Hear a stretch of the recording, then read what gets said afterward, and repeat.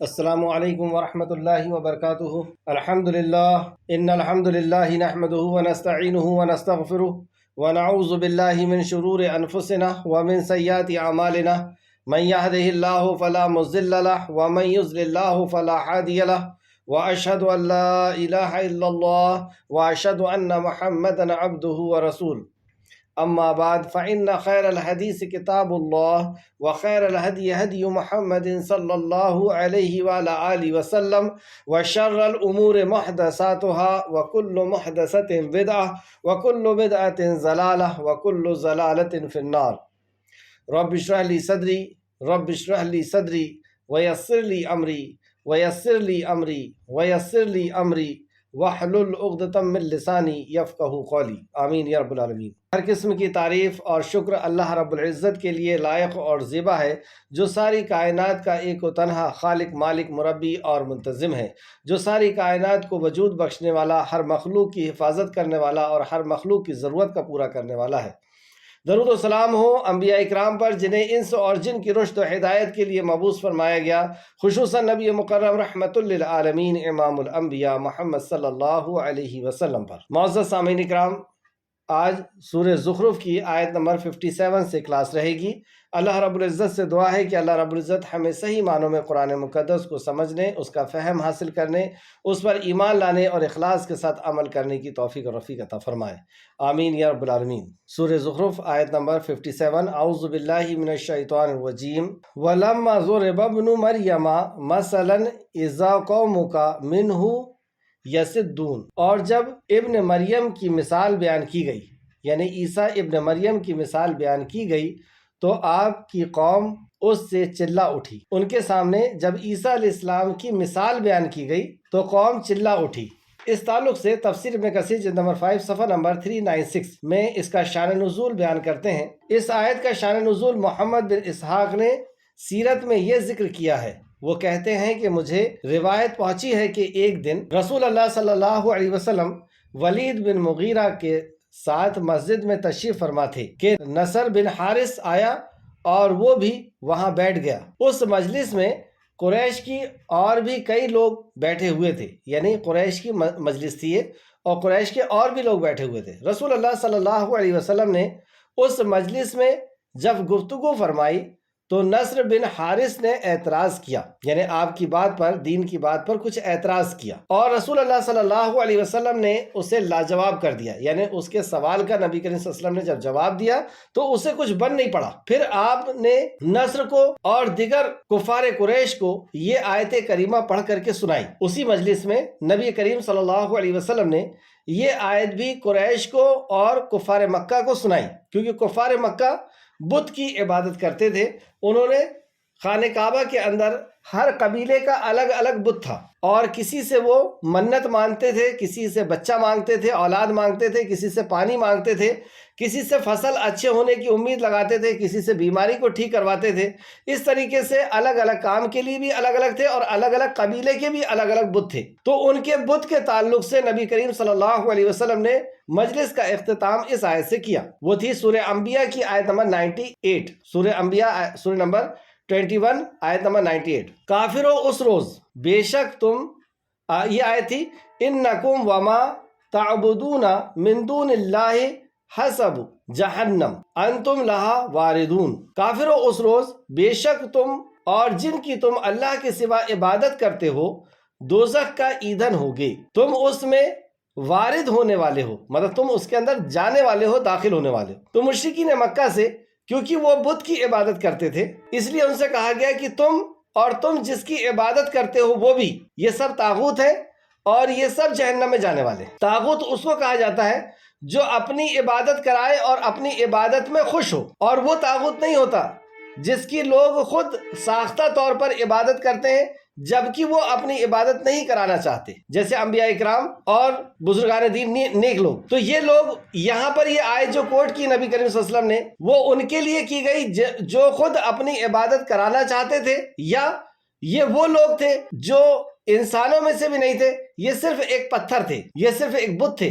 تو بت کے تعلق سے کہا گیا کہ تم اور تم جس کی عبادت کرتے ہو یہ سب جہنم میں جائیں گے۔ پھر رسول اللہ صلی اللہ علیہ وسلم کھڑے ہو کر چل دیے عبداللہ بن مغیرہ تیمیہ آیا اور بیٹھ گیا تو ولید بن مغیرہ نے اس سے کہا اللہ کی قسم نصر بن حارث ابن عبد المطلب کے سامنے نہ ٹک پایا، یعنی نبی کریم صلی اللہ علیہ وسلم کے سامنے نہ ٹک پایا، کیونکہ یہ مشرک تھا، اس لیے نبی نہیں کہہ رہا تھا اور نہ درود پڑھ رہا تھا۔ یہ کیا کہتا ہے؟ ابن عبد المطلب، یعنی عبد المطلب کے ساتھ نہ بیٹھ سکا، یعنی یہ اس کے سامنے لاجواب ہو گیا۔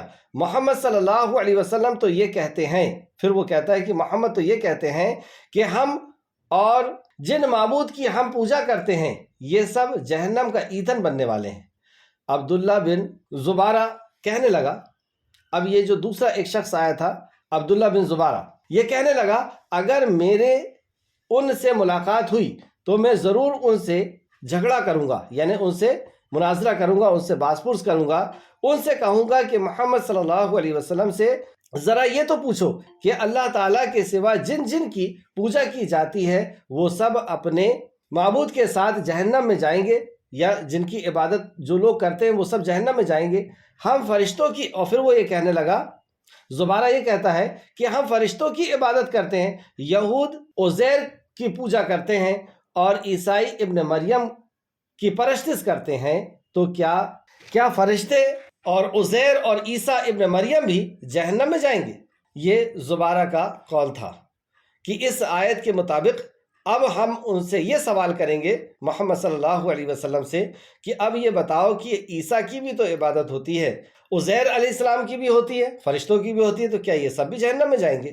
ولید اور اس کے وقت مجلس میں جتنے لوگ بیٹھے تھے وہ بڑے خوش ہوئے کہ ہاں اس نے تو بہت اچھی بات لے کر کے آیا، اور نبی اس کا کیا جواب دیں گے، محمد اس کا کیا جواب دیں گے؟ تو محمد صلی اللہ علیہ وسلم پر عبداللہ بن زبیر غالب آ جائے گا، ان کا یہ خیال تھا کہ یہ غالب آ جائے گا۔ رسول اللہ صلی اللہ علیہ وسلم کے پاس عبداللہ کی اس بات اور دلیل کا ذکر کیا گیا تو آپ صلی اللہ علیہ وسلم نے فرمایا، ہر وہ معبود جو یہ پسند کرے کہ اللہ کے سوا اس کی پوجا کی جائے تو وہ اپنی پوجا کرانے والوں کے ساتھ ہوگا، کیونکہ یہ لوگ شیطانوں کی پوجا کرتے ہیں اور اس کے جس کی پوجا کا شیطانوں نے انہیں حکم دیا ہے۔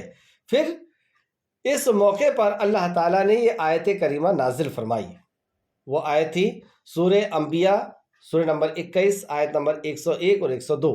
جن لوگوں کے لیے ہمارے طرف سے بھلائی پہلے مقرر ہو چکی ہے، جن لوگوں کے لیے ہمارے طرف سے بھلائی پہلے مقرر ہو چکی ہے، یعنی یہ نیکوکار لوگ ہیں، یہ اللہ رب العزت کے مومن بندے ہیں، وہ اس سے دور رکھے جائیں گے، وہ اس سے دور رکھے جائیں گے، وہ اس کی آہٹ بھی نہیں سنیں گے، مطلب جہنم سے دور رکھے جائیں گے اور جہنم کی یہ لوگ آہٹ بھی نہیں سنیں گے۔ کون؟ مومن لوگ۔ اور وہ اپنے دل پسند نعمتوں میں ہمیشہ رہیں گے، یعنی عیسیٰ، عزیر اور ان کے ساتھ ساتھ جن علماء و مشائخ کی پوجا کی جائے گی جو خود اللہ تعالیٰ کی اطاعت بندگی کرتے تھے، اور ان کے بعد گمراہ لوگوں نے خود ساختہ طور پر ان کی عبادتیں شروع کر دی۔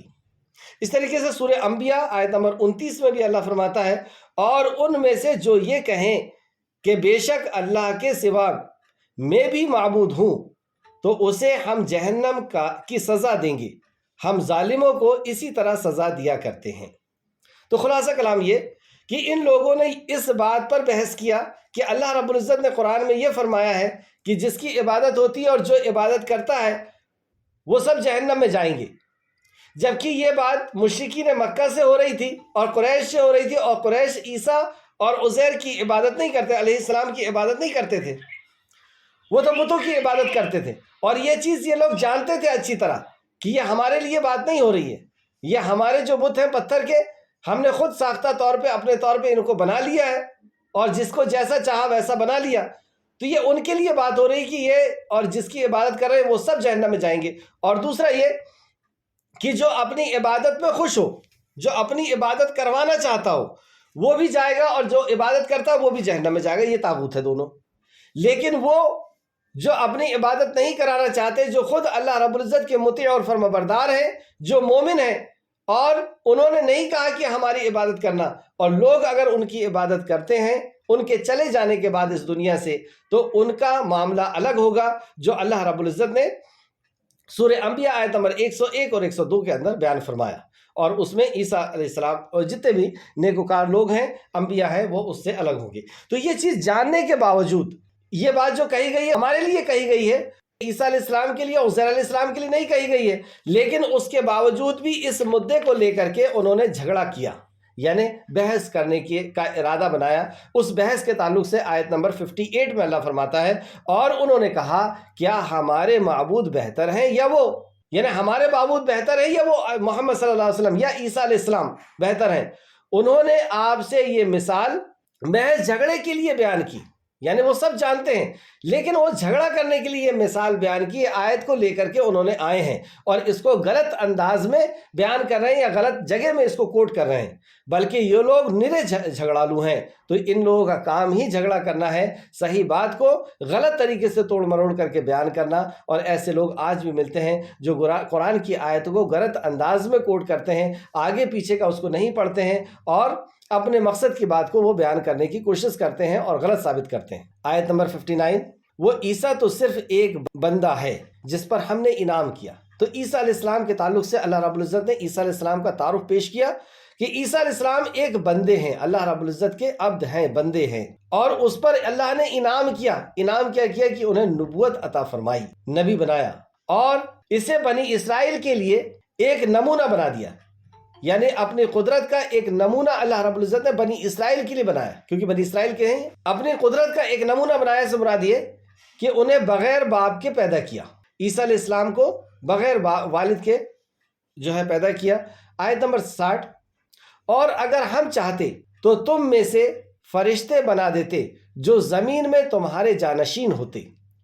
اللہ رب العزت اس چیز پر قادر ہے، اور اللہ رب العزت ہر چیز پر قادر ہے۔ تو یہاں پہ اللہ فرماتا ہے کہ اگر اللہ رب العزت چاہتا تو زمین میں تمہاری جگہ فرشتوں کو آباد کر دیتا۔ جیسے ابن عباس اور قتادہ کہتے ہیں کہ وہ بھی ایک دوسرے کے جانشین ہوتے، جیسے تم ایک دوسرے کے جانشین ہو۔ فرشتے بھی ایک کے بعد ایک آنے والے ہوتے، ایک دوسرے کے جانشین ہوتے جیسے ہم ہیں۔ مجاہد کہتے ہیں کہ تمہارے بدلے وہ زمین میں آباد ہوتے، یعنی ہمارے بدلے اللہ رب العزت اگر چاہتا تو فرشتوں کو آباد کر دیتا، اور ان کی بھی جنریشن چلتی، ان کے بعد بھی ایک دوسرے آتے جاتے رہتے۔ اور بے شک وہ یعنی عیسیٰ علیہ السلام قیامت کی ایک نشانی ہے۔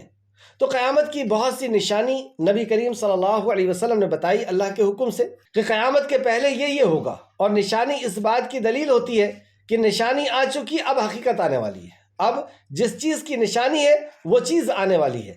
تو قیامت کی بہت سی نشانیاں جو چھوٹی نشانیاں تھیں وہ تقریباً پوری ہو چکی، 73 کے آس پاس جو نشانیاں تھیں، اور بھی اس سے زیادہ ہے، تو وہ پوری ہو چکی ہے۔ اب بڑی بڑی نشانیاں رہ گئی ہیں۔ تو بڑی نشانیوں میں سے ایک نشانی یہ بھی ہے کہ عیسیٰ علیہ السلام کا نزول ہوگا، اور مہدی علیہ السلام بھی آئیں گے، کانا دجال کا خروج ہوگا، نکلے گا وہ۔ اور اس کے پہلے ایک بڑی نشانی یہ ہوگی کہ بیدا مقام پر کچھ لوگ اکٹھا ہوں گے، اسلام کے دشمن، اسلام کو ختم کرنے کے لیے، اور اس مقام کو اللہ رب العزت دھسا دے گا۔ پہلے وہ سامنے سے دھسے گا، اور پھر سامنے کا حصہ پیچھے کا حصہ سامنے کے حصے کو دھسا دے گا، یعنی وہ ساری کی ساری جو فوج اسلام کے خلاف ہوگی وہ دھس جائے گی۔ یہ اعلان ہوگا مہدی علیہ السلام کے آنے کا، اور لوگ جو اس حقیقت کو جانتے ہیں، عیسیٰ علیہ السلام کے آنے کے بارے میں جانتے ہیں، اور مہدی علیہ السلام کے آنے کے بارے میں جانتے ہیں، وہ ان سے بیعت کرنے کے لیے ہر ممکن کوشش کر کے پہنچیں گے۔ تو ایسی ہی پھر اس کے بعد کانا دجال آئے گا، اور کانا دجال کو ختم کرنے کے لیے عیسیٰ علیہ السلام ختم کریں گے۔ تو عیسیٰ علیہ السلام کے نزول کے تعلق سے تھا، اور بے شک وہ یعنی عیسیٰ علیہ السلام قیامت کی ایک نشانی ہے، قیامت کے قریب آنے والے ہیں۔ عیسیٰ علیہ السلام قیامت کے قریب آئیں گے، اس کی ایک اور دلیل سورہ نساء آیت نمبر 159، اہل کتاب میں کوئی نہیں مگر اس کی موت سے پہلے اس پر ضرور ایمان لائیں گے، یعنی اہل کتاب اس آخری دور میں جب عیسیٰ علیہ السلام آئیں گے تو سب کے سب ان کے ہاتھ پر ایمان لائیں گے۔ تو عیسیٰ علیہ السلام کی یہاں بتایا کہ موت سے پہلے، یعنی عیسیٰ علیہ السلام کی ابھی موت نہیں ہوئی، اور وہ سیدھے آسمان پر اٹھا لیے گئے۔ جب یہودی ان کو قتل کرنے کی سازش کر کے اور عیسیٰ علیہ السلام کو گھیر لیے تھے، اس وقت عیسیٰ علیہ السلام نے اللہ رب العزت سے دعا کی، اور عیسیٰ علیہ السلام کو سیدھے اوپر اٹھا لیا گیا، اور انہی کے احواری میں سے، انہی کے صحابیوں میں سے، انہی کے ساتھی میں سے ایک شخص جو بہت نیک دل تھے، ان کو عیسیٰ علیہ السلام کی شکل و صورت بنا دی گئی، اور انہیں اس لوگوں نے عیسیٰ سمجھ کر کے سولی پہ چڑھا دیا، لیکن حقیقت میں جو عیسیٰ علیہ السلام ہے وہ آسمان میں اٹھا لیے گئے۔ تو اس کے تعلق سے اللہ نے فرمایا اہل کتاب میں کوئی نہیں مگر اس کی موت سے پہلے، یعنی عیسیٰ علیہ السلام کی موت سے پہلے اس پر ضرور ایمان لائیں گے۔ صحیحین میں اس تعلق سے چند حدیث ہے جس میں سے میں کچھ آپ کے سامنے پیش کر رہا ہوں۔ عیسیٰ علیہ السلام کے آنے کے تعلق سے متواتر حدیثیں ہیں، یعنی ہر دور کے اندر اس کے راوی جو ہے وہ کئی رہے ہیں۔ تو سیدنا ابو ہریرہ رضی اللہ عنہ بیان کرتے ہیں رسول اللہ صلی اللہ علیہ وسلم نے فرمایا اس ذات کی قسم جس کے ہاتھ میں میری جان ہے، مطلب اس بات کو نبی مکرم صلی اللہ علیہ وسلم نے قسم کھا کر کے بیان فرمائی، وہ زمانہ قریب ہے جب مریم کے بیٹے تم میں عادل حکمران بن کر نازل ہوں گے یعنی اوپر سے آئیں گے۔ عیسیٰ علیہ السلام کے تعلق سے آتا ہے نازل ہوں گے، اور وہیں پر کانا دجال کے تعلق سے آتا ہے کہ وہ خروج ہوگا، مطلب وہ کہیں ہے اور اس کا اخراج ہوگا، وہاں سے وہ نکلے گا۔ اور مہدی علیہ السلام کے بارے میں آتا ہے کہ ان کا ظہور ہوگا، مطلب وہ ہوں گے پہلے سے لیکن اب ان کو لوگ پہچاننے لگیں گے۔ تو یہاں بتایا اور وہ زمانہ قریب ہے جب مریم کے بیٹے تم میں عادل حکمران بن کر نازل ہوں گے، یعنی عیسیٰ علیہ السلام جب آئیں گے تو عدل اور انصاف دنیا کے اندر قائم کریں گے۔ وہ سلیب کو توڑ دیں گے، وہ سلیب کو توڑ پھینکیں گے اور سور کو قتل کر دیں گے اور جزیہ کو موقوف کر دیں گے، اور اس وقت مال کی بہت کثرت ہوگی یہاں تک کہ اسے کوئی قبول کرنے والا نہ ہوگا۔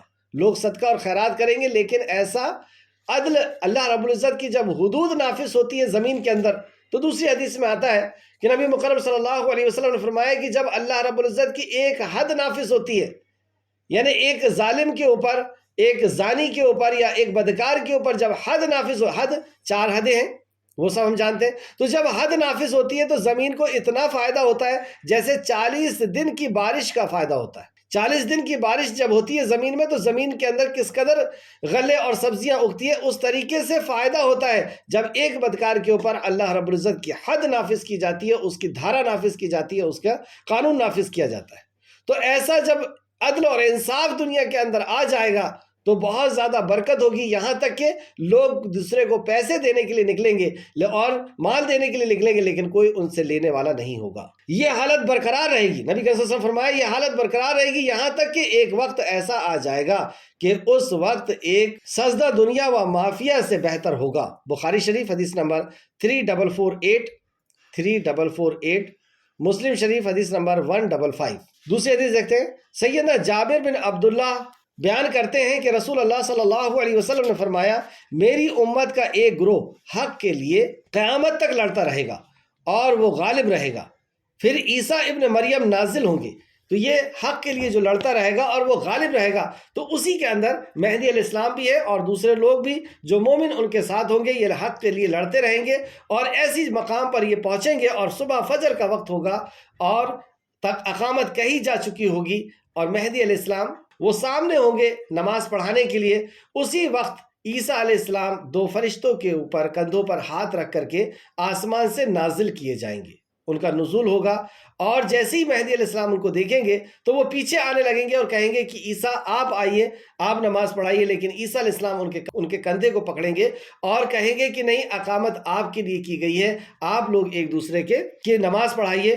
یہ اس امت کا اعجاز ہے کہ عیسیٰ علیہ السلام، حالانکہ عیسیٰ علیہ السلام نبی بن کر کے نہیں آ رہے ہیں، عیسیٰ علیہ السلام نبی کریم صلی اللہ علیہ وسلم کی امتی بن کر کے آ رہے ہیں، امتی کی حیثیت سے آ رہے ہیں، لیکن اتنے جلیل و قدر اپنے دور کے پیغمبر ہونے کے باوجود بھی اس امت کے پیچھے نماز پڑھنے کے لیے آپ کھڑے ہوں گے۔ یہ اس امت کا ایک بہت بڑا اعجاز ہے۔ بہرحال تو اس حدیث میں یہ بتایا گیا، سیدنا جابر بن عبداللہ رضی اللہ عنہ بیان کرتے ہیں کہ رسول اللہ صلی اللہ علیہ وسلم نے فرمایا میری امت کا ایک گروہ حق کے لیے قیامت تک لڑتا رہے گا اور وہ غالب رہے گا، اور وہ غالب بھی رہے گا ان یہودی اور نصرانیوں کے اوپر، پھر عیسیٰ ابن مریم نازل ہوں گے۔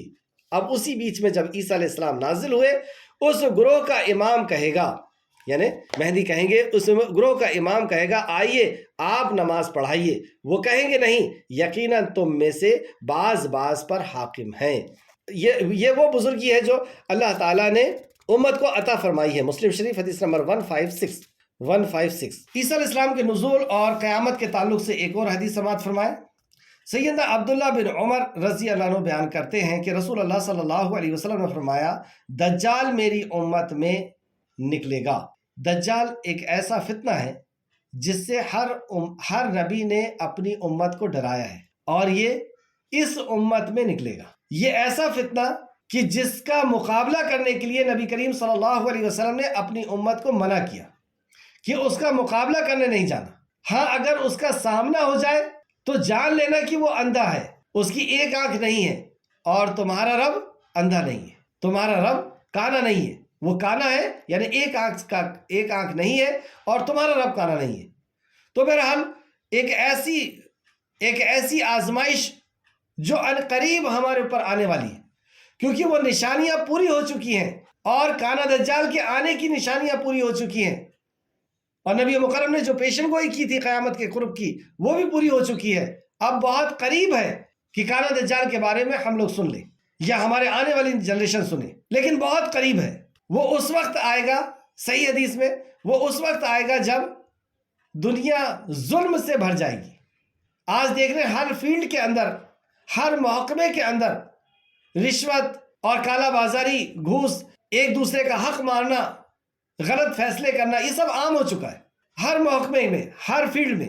تو اس وقت وہ آئے گا کانا دجال، اور وہ اپنے ساتھ روٹی کا پہاڑ لائے گا، یعنی رزق لے کر کے آئے گا، روٹی کا پہاڑ لے کر کے آئے گا۔ اس بات کو بھی آج سے 3 سال پہلے سمجھنا مشکل تھا، لیکن اب پوری دنیا کی ارتھ ویوستھا ایسی گرتے چلی جا رہی ہے کہ اب یہ بات سمجھ میں آتی ہے۔ اچھا اور دیکھیے آپ کہ اس کو اللہ رب العزت ایسی ایسی قدرتیں دے گا کہ یہ انسان کو مار کر کے زندہ کرے گا۔ یہ جس علاقے میں جائے گا اور لوگ اگر اس کو رب نہیں مانیں گے تو کہہ دے گا کہ اس کے کھیت میں بارش نہیں برسنا، تو اس کے کھیت میں بارش نہیں برسے گی۔ وہ کہے گا کہ زمین غلہ نہیں نکالنا، تو غلہ نہیں نکالے گی۔ اس کے جانور سوکھے ہونا شروع ہو جائیں گے، بھوک کے مارے کمزور ہونا شروع ہو جائیں گے۔ ایسا دور ہوگا کہ جو اس کی عبادت کے لیے انکار کرے گا وہ اسے مار ڈالے گا، اور اپنی بنائی ہوئی جہنم میں اس کے ایک طرف جنت ہوگی، ایک طرف جہنم ہوگی۔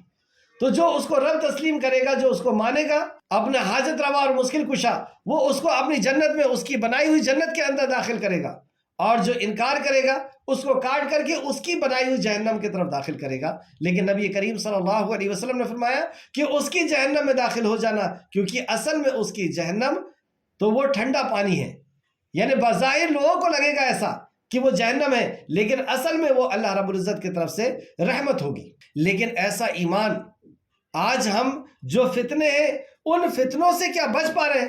موبائل کے اندر، یوٹیوب کے اندر، واٹس ایپ کے اندر، اور بھی دوسری فلمیں، اور بھی دوسرے سیریلز، اور بھی جو دوسری لذتیں ہیں، یا دنیا کو حاصل کرنے کی ہرس ہے، بڑے گھروں، بڑے گاڑیوں میں، اور عزت کی جو چاہ ہمارے دلوں کے اندر سما گئی ہے، دنیا کی محبت ہمارے دل کے اندر آ گئی ہے۔ تو یہ جو چھوٹے چھوٹے فتنے ہیں، ان فتنوں سے کیا ہم بچ پا رہے ہیں؟ اگر ان فتنوں سے نہیں بچ پا رہے تو وہ کانا دجال کے فتنے سے کیسے بچیں گے؟ جو کاٹے گا اور زندہ کرے گا، بے عزتی کرے گا، اس کی ایک اپنی فوج ہوگی، اور یہ بہت ہی قریب ہے یہ وقت خروج کا۔ بہرحال تو سیدنا عبداللہ بن عمر رضی اللہ عنہ بیان کرتے ہیں کہ رسول اللہ صلی اللہ علیہ وسلم نے فرمایا دجال میری امت میں نکلے گا اور 40 تک رہے گا۔ میں نہیں جانتا 40 دن رہے گا یا 40 مہینے رہے گا یا 40 سال رہے گا، پھر اللہ تعالیٰ عیسیٰ ابن مریم کو بھیجے گا۔ مطلب یہ اس کا جب وقت ختم ہو جائے گا، یعنی اس کا جو پہلا دن ہوگا وہ 1 سال کے برابر ہوگا، دوسرا دن 1 مہینے کے برابر ہوگا، اور تیسرا دن 1 ہفتے کے برابر، اور باقی دنوں کی طرح ہوں گے، یعنی یہ 40 دن رہے گا۔ دوسری حدیثوں سے ہم کو یہ پتہ چلتا ہے۔ اور جب یہ اپنا پوری دنیا کے اندر، یوں سمجھیے آپ کی صحیح اور غلط الگ ہو چکے ہوں گے، جو سچے ایمان والے ہوں گے وہ الگ چھٹ چکے ہوں گے، اور جو منافق اور مشرک ہوں گے، کفر کرنے والے ہوں گے، وہ سب اس کے دائرے میں چلے جائیں گے، اور یہ مسلمانوں سے کے اوپر یہ ظلم کرتا ہوا ایک مقام پر پہنچے گا، لد مقام پر، اور وہاں پر ہی عیسیٰ علیہ السلام کا جب نزول ہوگا اور عیسیٰ علیہ السلام کہیں گے کہ چلو مجھے اس سے لڑنے کے لیے چلنا ہے، تو اس دن کے بارے میں ہے ان کے لشکر عروہ بن مسعود شفیع سے کہیں گے، وہ دجال کی ڈھونڈیں گے اور اسے قتل کر دیں گے۔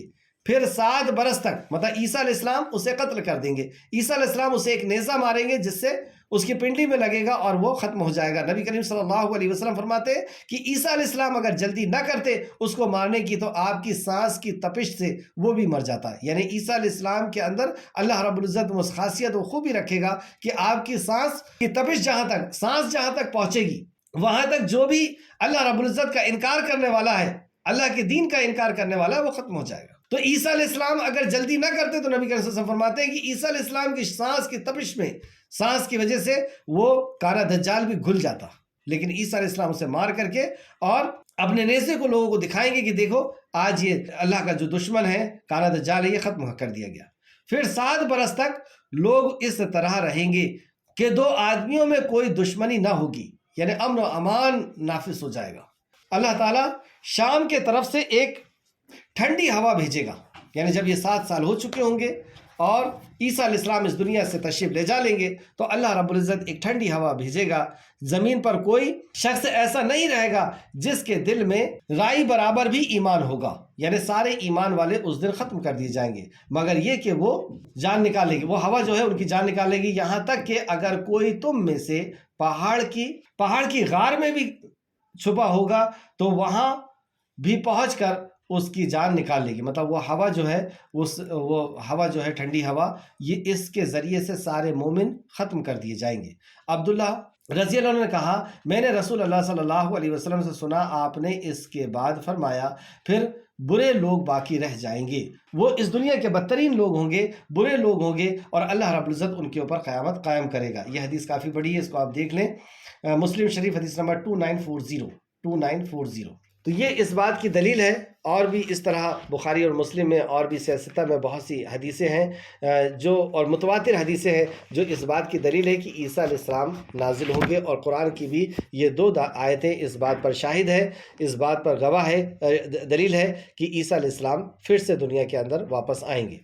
لہٰذا تم اس قیامت کے آنے میں شک نہ کرو. تو اللہ رب العزت فرماتا ہے آیت نمبر 61 میں واپس آئیں، اور بے شک وہ یعنی عیسیٰ علیہ السلام قیامت کی ایک نشانی ہے، لہٰذا تم اس قیامت کے آنے میں شک نہ کرو. یعنی اس میں شک کی بات نہیں ہے، یہ ہو بہو ہو کر کے رہنا ہے، قیامت آ کر کے رہے گی. اور تم میری پیروی کرو، یہی سیدھا راستہ ہے. تو انبیاء علیہ السلام کی پیروی کرنا یہی سیدھا راستہ ہے. آپ کی سنتوں پر، آپ کے حکم پر، آپ کے کہے مطابق عمل کرنا یہی سیدھا راستہ ہے. ھذا صراط مستقیم. اور شیطان تمہیں راہ حق سے ہرگز نہ روک دے. تو شیطان جو ہے وہ راہ حق سے یعنی صراط مستقیم سے روکنے کے لیے جد و جہد کرنے کے لیے اللہ رب العزت سے اس نے مہلت مانگی ہے اور اسے مہلت دی گئی ہے. تو اللہ رب العزت نے یہاں پہ فرمایا اور شیطان تمہیں راہ حق سے ہرگز نہ روک دے، بلا شبہ وہ تمہارا کھلا دشمن ہے. تو یہ خبر اللہ رب العزت نے ہمیں دی کہ شیطان ہمارا کھلا ہوا دشمن ہے. تو ہمیں چاہیے کہ ہم شیطان کو پہچاننے کی صلاحیت حاصل کریں، کہ ہم پہچان سکیں کہ ہاں یہ شیطان ہے، ہمارا دشمن ہے اور ہمیں اس سے بچنا ہے. شیطان انسانوں میں سے بھی ہوتے ہیں اور جناتوں میں سے بھی، جیسے ہم جانتے ہیں. تو بلا شبہ وہ تمہارا کھلا دشمن ہے. آیت نمبر 63. اور جب عیسیٰ کھلی نشانیاں لے کر آیا تو اس نے کہا تحقیق میں تمہارے پاس حکمت لایا ہوں. اور جب عیسیٰ کھلی نشانیاں لے کر آیا تو اس نے کہا. تو عیسیٰ علیہ السلام کب آئے؟ آج سے 2022 سال پہلے، یعنی نبی کریم صلی اللہ علیہ وسلم سے تقریباً 600 سال پہلے عیسیٰ علیہ السلام تشریف لائے تھے. تو اس ٹائم کی یہاں پہ بات ہو رہی ہے. اور جب عیسیٰ کھلی نشانیاں یعنی آپ کے ہاتھ سے لوگوں کو شفا ہوتی تھی، کوڑھی ٹھیک ہو جاتا تھا، جو ماں کی کوکھ سے اندھا پیدا ہوتا تھا وہ ٹھیک ہو جاتا تھا. اس طریقے سے بہت سے علاج عیسیٰ علیہ السلام اپنے ہاتھ کے ذریعے سے کرتے تھے. جو کھا کر کے لوگ آتے تھے اس کو بتا دیتے تھے، جو گھر میں چھوڑ کر کے آتے تھے اس کو بتا دیتے تھے. تو اللہ رب العزت نے ایسے کئی معجزات کے ساتھ آپ کو نوازا تھا. تو وہی یہاں پہ اللہ نے فرمایا اور جب عیسیٰ کھلی نشانیاں لے کر آیا تو اس نے کہا. تو عیسیٰ علیہ السلام نے اپنا تعارف کیا پیش کیا، انہوں نے اپنے بارے میں کیا بتایا؟ تو اس آیت میں یہ بات بتایا گیا تحقیق میں تمہارے پاس حکمت لایا ہوں، مطلب میں تمہارے پاس نبوت لے کر کے آیا ہوں، میں اللہ کا نبی ہوں. اور تاکہ میں تم پر بعض وہ باتیں واضح کر دوں جن میں تم اختلاف کرتے ہو. یعنی پچھلے نبی کے جانے کے بعد جن باتوں میں تم نے اختلاف کیا ہے اس باتوں کی میں وضاحت کرنے کے لیے آیا ہوں. لہٰذا تم اللہ سے ڈرو اور میری اطاعت کرو. لہٰذا تم اللہ رب العزت سے ڈرو، یعنی اللہ کی وحدانیت کو قبول کرو، اللہ کی عبادت کرو اور میری اطاعت کرو۔ آیت نمبر 63 تھا یہ۔ 64 بلا شبہ اللہ ہی میرا اور تمہارا رب ہے۔ یہ تعارف اپنا آپ کو پیش کیا کہ میرا بھی رب وہی ہے، میرا بھی پالنہار وہی ہے، میرا بھی خالق مالک مربی وہی رب ہے اور تمہارا بھی رب وہی ہے۔ یہ عقیدہ صاف طور پہ عیسیٰ علیہ السلام نے اپنا پیش کیا کہ میں اللہ کا بندہ ہوں اور تم بھی اللہ رب العزت کے بندے ہو، لہٰذا تم اس کی عبادت کرو، یہی سیدھا راستہ ہے۔ ھذا صراط مستقیم، اس کی عبادت کرو، یہی سیدھا راستہ ہے۔ تو اسی 2-3 آیتوں کے اندر ھذا صراط مستقیم، نبی کی اطاعت کرنا اس کو سیدھا راستہ بتایا گیا، اور اللہ کی عبادت کرنا اس کو سیدھا راستہ بتایا گیا۔ تو گویا کہ اللہ رب العزت کی واحد اللہ کی عبادت کرنا، اس کے توحید پر قائم رہنا اور نبی کی اطاعت کرنا، یہی صراط مستقیم ہے، یہی سیدھا راستہ ہے، اور یہی سیدھا راستہ ہمیں اللہ رب العزت کی خوشنودی تک پہنچائے گا، یہی سیدھا راستہ ہمیں جنت تک پہنچائے گا، یہی سیدھا راستہ ہمیں جہنم سے نجات دلائے گا، یعنی اللہ کی عبادت اور نبی کی اطاعت۔ اللہ ہم سب کو توفیق اور رفیق عطا فرمائے۔ تو یہاں پہ فرمایا آیت نمبر 64 میں، بلا شبہ اللہ ہی میرا اور تمہارا رب ہے، لہٰذا تم اس کی عبادت کرو، یہی سیدھا راستہ ہے۔ آیت نمبر 65 پھر انہیں یعنی بنی اسرائیل کو میں سے جماعتوں نے باہم اختلاف کیا، اس کے باوجود بھی جب عیسیٰ علیہ السلام چلے گئے یعنی آسمان میں سیدھے اٹھا لیے گئے، تو بعد میں کچھ وقت بعد ان لوگوں نے آپس میں اختلاف کیا، اور وہ اختلاف کیا تھا بنی اسرائیل کا کہ کچھ لوگوں نے کہا کہ عیسیٰ اللہ رب العزت کے بندے ہیں، اس کے نبی ہیں، جو حقیقی بات تھی، یہ ایک گروپ تھا۔ دوسرا گروپ یہ کہتا ہے کہ عیسیٰ علیہ السلام اللہ کے بیٹے ہیں، استغفر اللہ، اور تیسرا گروپ یہ کہتا ہے کہ عیسیٰ ہی اللہ ہے۔ تو یہ آپس میں انہوں نے اختلاف کیا، جو آیت نمبر 65 کے اندر بیان کیا گیا۔ پھر انہی بنی اسرائیل میں سے کہ جماعتوں نے باہم اختلاف کیا، آپس میں اختلاف کیا، تو جن لوگوں نے ظلم کیا ان کے لیے المناک دن کے عذاب سے ہلاکت ہے۔ تو جن لوگوں نے ظلم کیا، ظلم کی تعریف ہم جانتے ہیں کہ کسی کے مقام سے اس کو ہٹا دینا، جس کی جو جگہ ہے اس جگہ سے اس کو ہٹا دینا۔ تو عیسیٰ علیہ السلام کو کی جو جگہ تھی کہ وہ وقت کے نبی تھے، اس جگہ سے ہٹا کر کے انہیں اللہ کا بیٹا کہا کچھ لوگوں نے، اور کچھ لوگوں نے اللہ کہا۔ تو یہ انہوں نے ظلم کیا، یہ اللہ رب العزت کا حق اللہ رب العزت کے بندے اور نبی کو دیا، اور یہ اتنا سنگین جرم ہے، اتنا سنگین جرم ہے کہ اس جرم کے تعلق سے سورہ مریم کی آخر آیتوں میں آپ دیکھیں کہ کتنے غضبناک انداز میں اللہ رب العزت نے اسے بیان فرمایا۔ تو یہ یہاں پر کہا کہ جن لوگوں نے ظلم کیا ان کے لیے المناک دن کے عذاب سے ہلاکت ہوگی، تو ان کو تباہ اور برباد کر دیا جائے گا۔ آیت نمبر 66 مشرکین مکہ کے لیے یہاں پہ کہا گیا وہ قیامت ہی کا انتظار تو کر رہے ہیں کہ ان پر اچانک آ پڑے جبکہ انہیں خبر تک نہ ہو۔ یہ جو یقین نہیں رکھتے قیامت کا، اور جو قیامت کا یقین رکھتے ہیں، تو وہ اللہ کی نشانیاں دیکھ دیکھ کر کے، اللہ رب العزت نے جو نشانیاں نبی کریم صلی اللہ علیہ وسلم کو بتائی اور نبی مکرم نے جو قیامت کی نشانیاں بتائی ہے، اس کو دیکھ دیکھ کر کے ان کا یقین مضبوط ہوتا چلا جا رہا ہے کہ ہاں یہ نشانی بھی ہو گئی، یہ بھی ہو گئی، یہ بھی ہو گئی، اب قیامت آنے والی ہے۔ وہ قیامت کے نام سے ڈر رہے ہیں، کانپتے ہیں، لیکن جنہیں ایمان نہیں ہے تو وہ اس کا انتظار کر رہے ہیں، وہ ہٹ دھرمی کرتے ہیں اور کہتے ہیں کہ آج جانے دو، قیامت دیکھ لیں گے۔ تو اللہ رب العزت نے ان کے حال کو بیان فرمایا، وہ قیامت ہی کا تو انتظار تو کر رہے ہیں کہ ان پر اچانک آ پڑے جبکہ انہیں خبر بھی نہ ہو۔ تو قیامت اچانک آنے والی، قیامت کی گھڑی کا خبر کسی کو نہیں ہے۔ جیسے حدیث جبرائیل میں بھی جبرائیل علیہ السلام اور نبی کریم صلی اللہ علیہ وسلم بھی اس کی خبر نہیں جانتے کہ کب آئے گی، کون سا وقت ہوگا، ہاں اس کی علامتیں جانتے ہیں کہ یہ چیز ہو جائے گی، اس کے بعد قیامت آئے گی۔ تو اس دن متقین کے سوا تمام جگری دوست بھی ایک دوسرے کے دشمن بن جائیں گے۔ تو جب وہ قیامت قائم ہوگی، اللہ رب العزت کی بارگاہ میں حاضر کیے جائیں گے حشر کے میدان میں، تو یہ جو آپس کے جگری دوست ہیں یہ بھی ایک دوسرے کے دشمن ہو جائیں گے۔ کون سے دوست؟ جو متقین نہیں ہوں گے، جو اللہ سے ڈرنے والے نہیں ہوں گے۔ اس تعلق سے ایک اور آیت دیکھیں، سورہ عنکبوت آیت نمبر 25 کے اندر اللہ فرماتا ہے، سورہ عنکبوت آیت نمبر 25، بے شک تم جو اللہ کو چھوڑ کر بتوں کو بندگی کرتے ہو تو دنیاوی زندگی میں باہم دوستی کے لیے، یعنی تم اللہ رب العزت کے علاوہ کسی اور کی عبادت کرتے ہو تو آپس میں تم بہت دوست ہو، پھر قیامت کے دن ایک دوسرے کے کی دوستی سے انکار کر دو گے اور ایک دوسرے پر لعنت بھیجو گے۔ کیوں لعنت بھیجیں گے؟ کیونکہ آپ دیکھیں جتنی بھی برائیاں آتی ہیں یا جتنی بھی اچھائیاں آتی ہیں وہ دوست سے آتی ہیں. تو جب یہ دوست آپس میں ایک دوسرے کو دیکھیں گے تو دنیا میں تو ان کی بہت اچھی دوستی ہے، سارے مشرکوں کی، سارے منافقوں کی، سارے انکار کرنے والوں کی، کفر کرنے والوں کی. لیکن یہ حشر کے میدان میں ایک دوسرے کے دشمن ہو جائیں گے اور لعنت ملامت کریں گے کہ تو ہی تھا مجھے جو شرک کی دعوت دیتا تھا، تو ہی تھا مجھے جو شرک کرانے کے لیے لے کر کے جاتا تھا، تو ہی تھا مجھے جو اللہ کے علاوہ کسی اور سے تو جوڑتا تھا. تو یہ آپس میں ایک دوسرے کی دشمن ہو جائیں گے اور تمہارا ٹھکانہ دوزخ ہوگا اور کوئی تمہارا مددگار نہیں ہوگا، اور ایسے شخص کا کوئی مددگار نہیں. وہیں پر ہم نے دیکھا کہ حشر کے میدان میں نبی کریم صلی اللہ علیہ وسلم نے فرمایا کہ جب سورج 1 میل کی دوری پر ہوگا، سخت گرمی ہوگی، لوگ پسینے میں ڈوب رہے ہوں گے، وہاں پہ سوائے اللہ کے سائے کے علاوہ کوئی سایہ نہ ہوگا، تو اس سائے کے اندر 2 ایسے لوگ بھی ہوں گے، ایسے لوگ بھی جائیں گے جو آپس میں جو دوستی کرتے تھے صرف اللہ رب العزت کے لیے، اللہ کی رضا کے لیے. یعنی یہ متقی لوگ جو حشر کے میدان میں ہوں گے اور جو ایک دوسرے کے لیے دوستی کرتے ہوں گے، ایک دوسرے کے لیے ملتے اور جدا ہوتے ہوں گے. دنیا بھی کوئی مفاد نہیں، دنیا کی کوئی ہرس نہیں، صرف اللہ رب العزت کی رضا کے لیے، یعنی اللہ کے دین کو لوگوں تک پہنچانے کے لیے، یا اللہ کے دین کو سیکھنے اور سکھانے کے لیے، یا اللہ کے دین پر عمل کرنے کے لیے. مقصد صرف دین ہوگا. تو ایسے 2 لوگ بھی اللہ رب العزت کے عرش کے سائے کے نیچے ہوں گے. جو 7 لوگ ہیں ان میں سے یہ لوگ بھی ہیں. تو وہ دوست جو متقی ہوگا، اس کے علاوہ جتنے بھی دوست ہیں یہ سارے کے سارے ختم ہو جائیں گے. اس سے ہمیں عبرت حاصل ہوئی کہ جو متقی نہیں ہے وہ دوست بنانے کے قابل نہیں ہے، کیونکہ وہ ابھی تو ہم اس کو دوست بنا لیں گے لیکن حشر کے میدان میں وہ ہمارا دشمن ہوگا اور ہمارے کسی بھی کام وہ نہیں آنے والا ہے. تو دوستی تو بہت دور کی بات ہے، ہمیں اس سے تعلقات بھی نہیں رکھنا چاہیے. یہاں پہ ایک رکوع اپنے اختتام کو پہنچی، یہ رکوع نمبر 12 تھی. آج کی کلاس کا خلاصہ اس طرح ہے.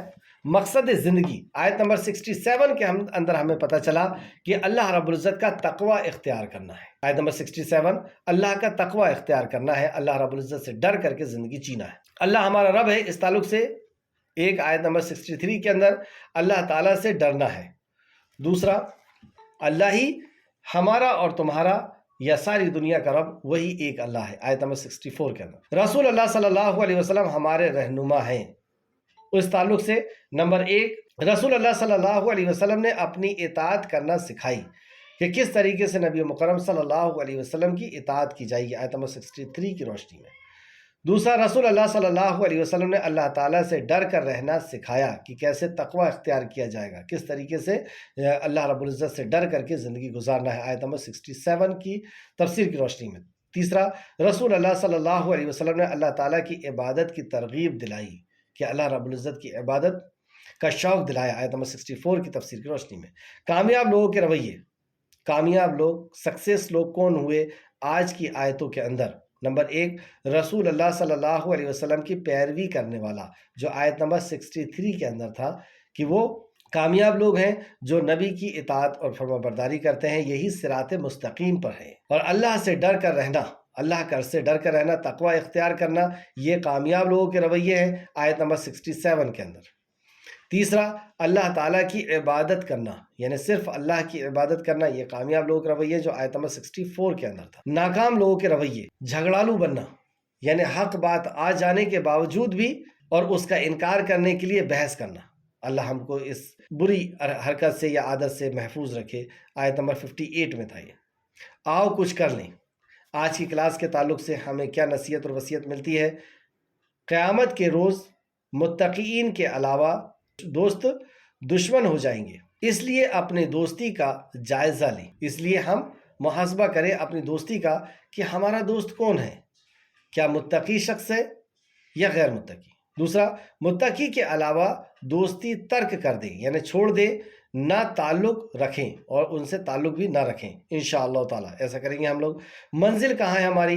کیا ان آیتوں کو پڑھتے وقت یہ بات ہمارے ذہن میں آئی؟ نمبر 1 کیا میں نے رسول اللہ صلی اللہ علیہ وسلم کی پیروی کرتے رہنے کا ارادہ کر لیا ہے؟ کیونکہ یہی صراط مستقیم ہے، صرف اللہ کی عبادت کرنا اور صرف رسول اللہ کی پیروی کرنا، یہی صراط مستقیم ہے. اور اسی کی دعا ہم نماز کے اندر کرتے ہیں، اے اللہ ان کے راستے پر چلا جن پر تو نے انعام کیا. اہدنا الصراط المستقیم، صراط مستقیم پر چلا، صراط الذین انعمت علیہم، ان لوگوں کے راستے پر جن پر تو نے انعام فرمایا. تو انعام کس کے اوپر فرمایا اللہ رب العزت نے؟ نبیین، صدیقین اور شہداء اور صالحین یعنی صحابہ کرام کے اوپر، کیونکہ صحابہ کرام کے اوپر انعام فرمایا، اس کی دلیل اللہ رب العزت نے بیان فرمائی، رضی اللہ عنہ و رضوا عنہ۔ تو ہمیں اب یہ پتہ چلا کہ ہمارا زندگی گزارنے کا جو طریقہ ہے، قرآن و حدیث کو جو سیکھنے کا طریقہ ہے، وہ ویسا ہوگا جیسے صحابہ نے کیا تھا۔ تو دین جو ہے وہ اللہ کے کلام، نبی کے فرمان کو جس طریقے سے صحابہ نے لیا تھا اور جس طریقے سے عمل کر کے دکھا دیا، اس طریقے سے ہم کو عمل کرنا ہے۔ یہ ہم کو سورہ فاتحہ میں ہی ہم کو سمجھ میں آتا ہے، ایاک نعبد و ایاک نستعین اہدنا الصراط المستقیم صراط الذین انعمت علیہم، ان لوگوں کے راستے پر جن پر تو نے انعام فرمایا، ان لوگوں کے راستے پہ ہم کو چلا۔ تو یہ انعام یافتہ لوگ کون ہیں؟ یہ صحابہ کرام ہیں۔ تو ان کے راستے پہ چلنے کی ہم لوگوں کو دعا کرنا سکھائی گئی، یعنی یہ ہمارا منہج ہے، یہ ہمارا دین پہ چلنے کا طریقہ ہے۔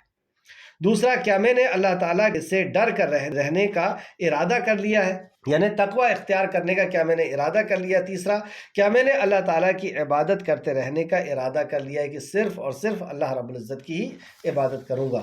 آخر میں اللہ رب العزت سے دعا ہے کہ جو کچھ بھی ہم نے پڑھا، یا اللہ اے خالق مالک، تو ہمیں اس پہ مزید غور و فکر کرنے کی توفیق و رفیق عطا فرما۔ جب تک ہمیں زندہ رکھ اے اللہ، تو اپنے کلام سے، اپنی ہدایت سے ہمیں جوڑ کر کے رکھ، اور اس کے اوپر ایمان لا کر کے اور عمل کے ساتھ لوگوں تک پہنچانے کی توفیق و رفیق عطا فرما۔ آمین یا رب العالمین۔ السلام علیکم ورحمۃ اللہ وبرکاتہ۔